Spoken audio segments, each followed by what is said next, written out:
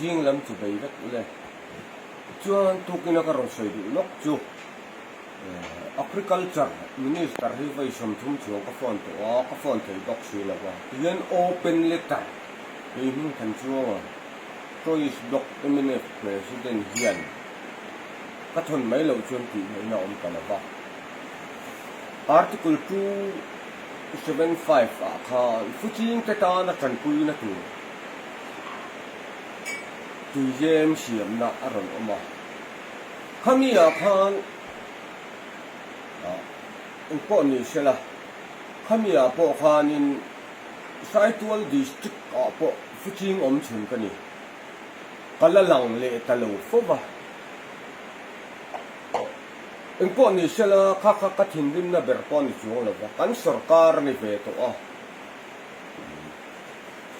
etiang anga thil fair lo le thalo tak anga ti ang hi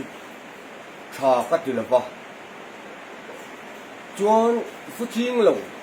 kan bial tu MLA in lo pe atuma an ming te po ka hve ka hetiang ang hi chu tha ka ti la ba ka do zel do na MNF mi puiten mi lo hriat pui ro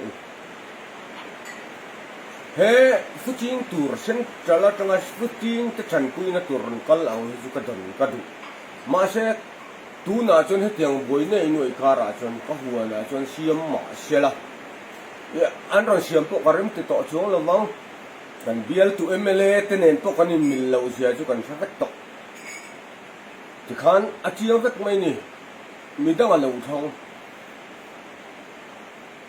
he nga he chu ma mo pu tur kan nei kut na thok tu te heng kan chen bo dik tak kan sang tu ra ni ti chuan IWMP ti Congress sarkar hun lai pon MNF flek katar tama wangin ha project a po tuijem ron siaman tum mi block tu chu kan MLA thau hi ni hetiang ang ni chu ke chu ka zui ve reng pe lo ti kha MNF mi puiten mi lo hria sak te u kalome